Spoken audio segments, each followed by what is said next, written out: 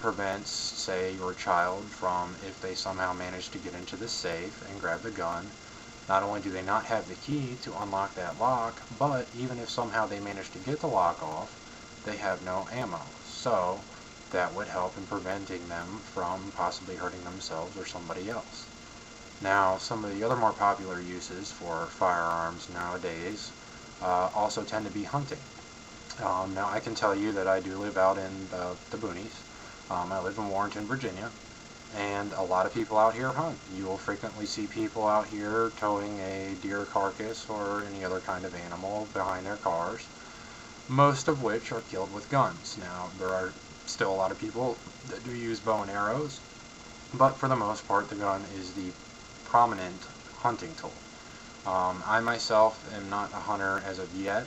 It is something that I would like to get into, but regardless, that is a use for guns now, is hunting. Now, as I mentioned earlier, some of the cons with the guns, obviously, are people can use them to kill other people. Now, one phrase that I do not agree with at all is that guns kill people. Guns themselves do not kill people. A gun cannot fire itself, with the exception of some of the very high-tech weaponry that we have in the military. But the average gun that you or myself are going to be able to get a hold of will not fire itself. It has to be fired. Therefore, people with guns kill people. The gun itself does not kill. There are obvious placements, especially with owning a handgun, that try and prevent people who would use a gun for wrongdoing from obtaining one.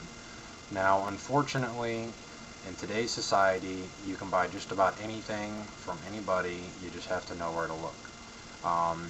Even though there are placements with gun shops where you have a waiting period and a background check that has to clear before they will sell you a firearm, you can go to inner city dwellings, and a lot of those people will sell you a handgun that is either stolen, or the serial number has been filed off and it's not registered, or something along that line. So basically you're obtaining an illegal firearm. Now, obviously, if you get caught with an illegal firearm, not only are they going to confiscate the firearm, but you do have the possibility of going to jail for concealing a weapon. Now, as I mentioned, you do typically have to get a concealed weapons permit to carry a firearm on you, on your person that is, and not have it displayed, aka tucked in your pants or maybe in a shoulder harness or anything like that. Now, you can own a handgun without a concealed weapons permit, but if you were to carry it in your car or on your person, it must be visible. Meaning that the gun would be sticking out of your pants and people would be able to see it. If you're carrying it in your car, it would have to be displayed on the seat. Now, there are rules in place to safeguard while carrying a gun as well, such as you are not allowed to have a loaded clip in a gun while you have it in your possession. There is not to be around in the chamber. Typically, when transporting a gun, the clip and actual firearm must be stored in separate places. Such as when I went out with a buddy, we had to carry the main stock of the rifle in the cab with us in his truck, and we had to leave the ammo in a bag in the back bed of the truck. Therefore, the two were not accessible together while we were driving.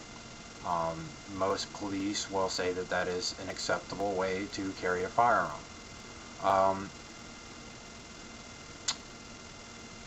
sorry.